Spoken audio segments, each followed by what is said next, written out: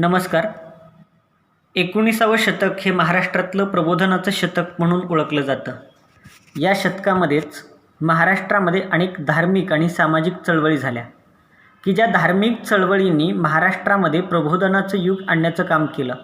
आणि अशाच प्रबोधनाच्या अग्रदूतांपैकी एक असणारे म्हणजेच जगन्नाथ शंकर शेट यांच्याविषयी आज आपण या लेक्चरमध्ये पाहणार आहोत. जगन्नाथ शंकर शेट यांचा कालखंड जर विचारात घेतला तर 1803 ते 1865 या काळामध्ये जगन्नाथ शंकर शेट यांनी काम केलं.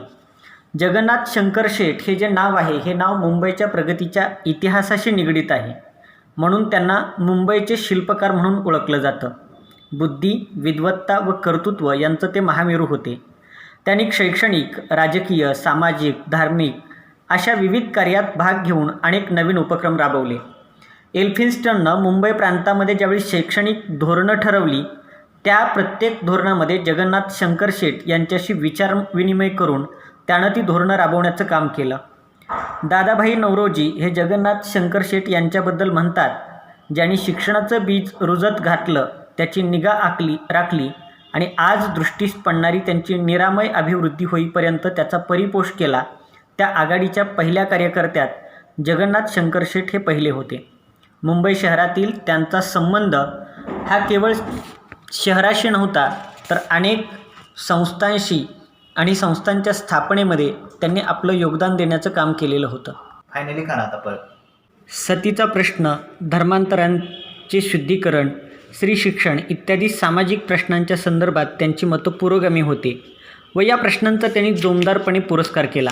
आचार्य अत्रे त्यांना मुंबईचा अनभिषिक्त सम्राट ही पदवी देतात. त्यांची बुद्धी अत्यंत कुशाग्र होती. संस्कृत व इंग्रजी भाषेत ते उत्तम लिखाण करत व बोलतही असत. गंगाधर गाडगीळ यांच्या मते नाना शंकर शेट आधुनिक भारताचे शिल्पकार होत. आधुनिक महाराष्ट्राच्या सार्वजनिक जीवनाची गंगोत्री म्हणून ते ओळखले जातात. त्यांचा एकंदरीत जीवनपट जर विचारात घेतला तर 10 फेब्रुवारी 1803 हा जगन्नाथ शंकर शेट यांचा जन्मदिवस. ते देवज्ञ ब्राह्मण म्हणजेच सोनार होते. ठाणे जिल्ह्यातल्या मुरबाड या ठिकाणी त्यांचं गाव. मुरकुटे हे त्यांचं मूळ आडनाव. त्यांचे वडील शंकर शेट यांनी मुंबईमध्ये जवाहरीच्या व्यवसायात मोठी संपत्ती मिळवली होती. त्यांचे वडील ईस्ट इंडिया कंपनी व इंग्रजांचेही सावकार होते. इसवी सन 1800 मध्ये त्यांची संपत्ती 18 लाखापेक्षा जास्त होती. त्यांची आई लहानपणीच वारली. त्यांचा सांभाळ त्यांच्या वडिलांनी केला, पण ते 18 वर्षाचे असतानाच वडिलांचा पण मृत्यू झाला. त्यामुळं अगदी लहान वयात एवढी मोठी वडिलोपार्जित व्यवसाय आणि संपत्ती त्यांच्याकडं आली. पण एवढं सगळं हातामध्ये आलेलं असताना पण ते स्वतःच्या चैनीसाठी वापर न करता त्या संपत्तीचा वापर जनतेच्या हितासाठी करण्याचा प्रयत्न नाना शंकर शेट यांनी केला. मुंबई शहराच्या शैक्षणिक, राजकीय व सामाजिक जीवनात त्यांनी मोलाचं कार्य केलं. नाना शंकर शेट यांना इंग्रज सरकार आणि इथल्या लोकांनी दिलेली काही महत्त्वाची पदं, त्या पदांवरती त्यांनी काम केलेलं होतं. मुंबई प्रांताच्या बोर्ड ऑफ एज्युकेशनचे ते 1850 ते 56 काळात सदस्य होते. मुंबई विद्यापीठाचे ते पहिले फेलो होते. ब्रिटिशांनी त्यांना जस्टिस ऑफ पीस हा किताब दिला होता. जस्टिस ऑफ पीसचा अर्थ जनतेला न्याय मिळावा म्हणून राजाने नेमलेला प्रतिनिधी. या पदाचा उपयोग करून त्यांनी जनतेची गाऱ्हाणी सोडवण्याचा प्रयत्न केला. म्युनिसिपल कमिशनर म्हणून त्यांनी सदस्य म्हणून काम पाहिलं. GIP रेल्वेच्या संचालक मंडळावरती होते. नाना शंकर शेट यांचं शैक्षणिक कार्य जर विचारात घेतलं तर बॉम्बे नेटिव्ह एज्युकेशन सोसायटीची स्थापना त्यांनी 1819 साली केली. 1819 ते 1827 पर्यंत एल्फिन्स्टन हा मुंबई प्रांताचा गव्हर्नर होता. लोकांच्या जीवनात कमीत कमी हस्तक्षेप करण्याचं त्याचं धोरण होतं. याच्या पाठीमागचं कारण की ब्रिटिश सरकारनं इथल्या लोकांच्या ज्या काही परंपरा होत्या, ज्या प्रथा होत्या त्याच्यामध्ये हस्तक्षेप करणार नाही असं धोरण ठेवलेलं होतं आणि त्याच धोरणानुसार एल्फिन्स्टन आपलं काम करत होता. तो विद्या व कलेचा भोक्ता होता. येथील समाजाला फक्त उत्कृष्ट प्रशासन देऊन चालणार नाही तर उत्तम प्रतीचं शिक्षण देऊन त्यांच्या व्यक्तित्वाची जडण केली पाहिजे या निर्णयापर्यंत तो आला होता. पेशवाईचा नाश झाल्यानंतर ब्रिटिशांवर रुष्ट झालेल्या ब्राह्मणांना खुश करण्यासाठी त्यांनी 1821 मध्ये पुण्यात एक संस्कृत कॉलेज काढलं. नवे पाश्चात्य ज्ञान देत असताना जुन्या धार्मिक परंपरांचे धागे तुटू नयेत ही त्याची इच्छा होती. एल्फिन्स्टनने मुंबई प्रांतासाठी एक शैक्षणिक योजना तयार केली होती. तेव्हा नाना शंकर शेठ यांचे सहकार्य त्यांनी घेण्याचे ठरवले. विद्यादानाशिवाय आमच्या लोकांचा विकासच होणार नाही अशी स्पष्ट भूमिका नाना शंकर शेठ यांनी एल्फिन्स्टन पुढे मांडली. ते विचार मांडून थांबले नाहीत, तर 1822मध्ये बॉम्बे नेटिव्ह एज्युकेशन सोसायटी ही संस्था त्यांनी स्थापन केली. शिक्षणाचा प्रसार व्हावा यासाठी एका भारतीय माणसाने मुंबई शहरात स्थापन केलेली ही पहिलीच संस्था. या संस्थेच्या वतीनं मुंबई व मुंबईबाहेर अनेक शाळा सुरू केल्या. या कामामध्ये बाळशास्त्री जांभेकर, सदाशिवराव छत्रे यांचं सहकार्य त्यांना लाभलं. त्यांनी अनेक शिक्षण संस्थांना देणग्या दिल्या. एल्फिन्स्टन हायस्कूल आणि एल्फिन्स्टन कॉलेजची स्थापना. मुंबई प्रांताचा पहिला गव्हर्नर एल्फिन्स्टन यानं शिक्षण क्षेत्रात केलेल्या कार्याचं त्यांच्या निवृत्तीनंतर स्मारक व्हावं अशी तळमळ नाना शंकर शेठ यांची होती. त्यासाठी एक निधी जवळजवळ 3 लाख रुपयांचा त्यांनी जमवला. त्या निधीचे स्वतः ते ट्रस्टी होते आणि याच निधीतून त्यांनी एल्फिन्स्टन हायस्कूल 1824मध्ये आणि मुंबई शहरातच एल्फिन्स्टन कॉलेज हे 1834मध्ये काढलं. यानंतर नाना शंकर शेठ यांनी ग्रँट मेडिकल कॉलेजची स्थापना केली. सर रॉबर्ट ग्रँट यांच्या मृत्यूनंतर सभा भरली आणि तेव्हा त्यांच्या स्मृतिप्रित्यर्थ ग्रँट मेडिकल कॉलेज काढण्याची कल्पना त्यांनी मांडली व ती कल्पना 1845मध्ये पूर्ण केली. प्रारंभी विद्यार्थी मिळत नसत, तेव्हा अनेक सवलती देऊन हे कॉलेज त्यांनी जोपासलं. इसवी सन 1861मध्ये त्यांनी ग्रँट मेडिकल कॉलेजातील वैद्यकीय शिक्षण मराठी माध्यमातून शिकवायची व्यवस्था केली. जे हॉस्पिटलच्या उभारणीतही त्यांनी लक्ष घातलं. इसवी सन 1855मध्ये त्यांनी मुंबईतील पहिले विधी महाविद्यालय स्थापन केले.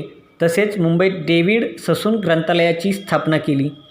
जे स्कूल ऑफ आर्टची स्थापना हा त्यांच्या जीवनातला एक महत्त्वाचा भाग होता. कलाविषयक शिक्षण परकीयांप्रमाणे भारतीयांना मिळावे यासाठी ही संस्था त्यांनी स्थापन करण्यामध्ये पुढाकार घेतला.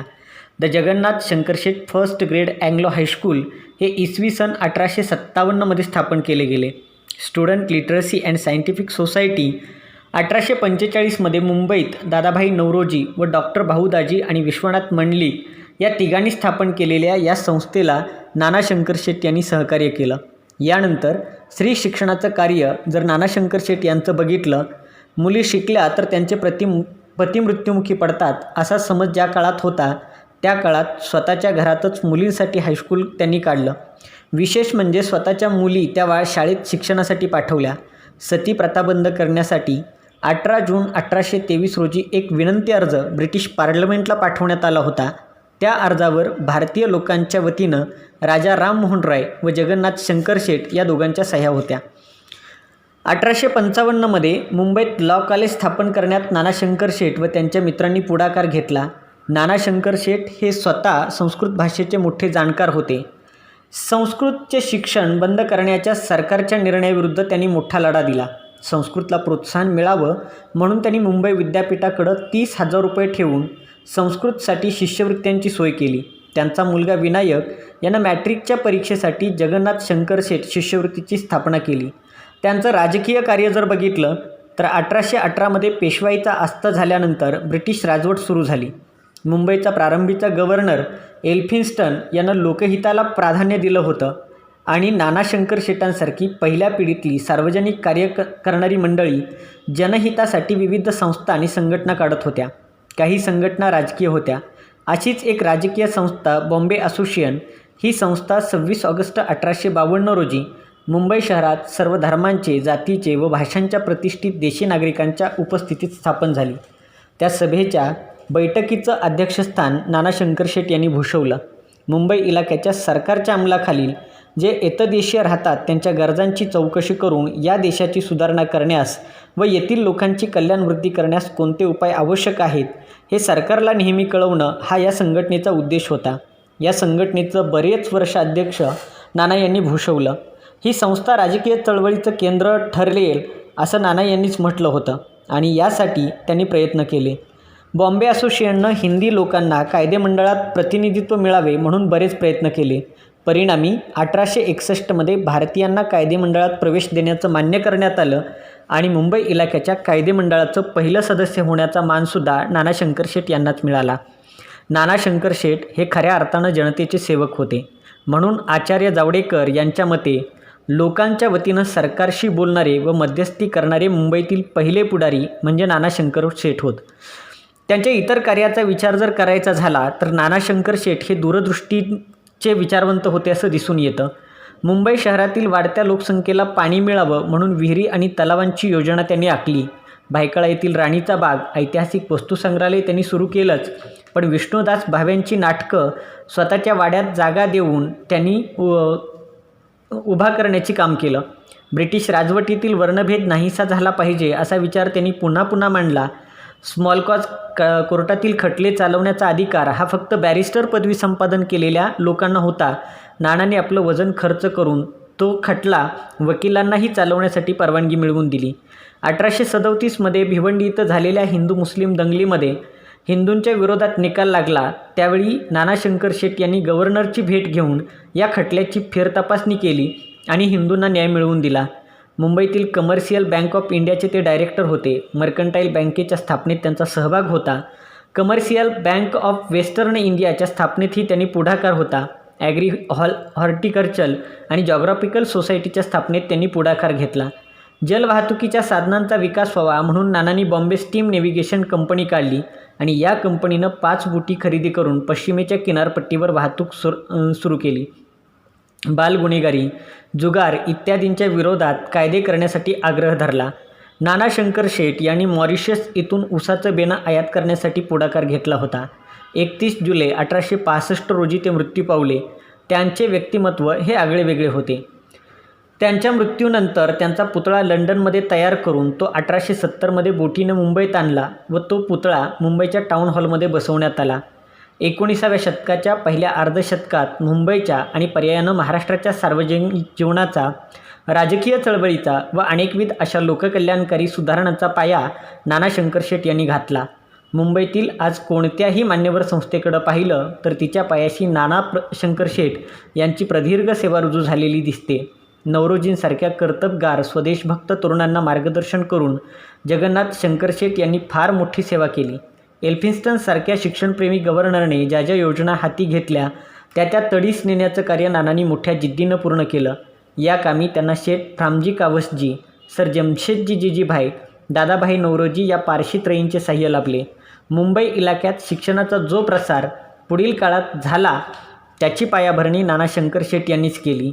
तर्कतीर्थ लक्ष्मण जोशींच्या मते सबंध देशातील उच्च प्रवृत्तींचा आदर्श म्हणजेच नाना जगन्नाथ शंकर शेठ यांच्या कार्यानं भारतीय समाजक्रांतीचा पहिला पाया घातला गेला. त्यांच्या मृत्यूनंतर राजकारण समाजकारणाचं केंद्र म्हणून मुंबईऐवजी पुणे शहर पुढे आले. वेद, उपनिषद, पुराण, गीता अशा सर्व प्राचीन वाङ्मयांचा त्यांचा सखोल अभ्यास होता. मुंबईच्या या आधुनिक कर्त्या पुरुषास ज्ञानक्रांती अकॅडमीच्या वतीनं अभिवादन. धन्यवाद.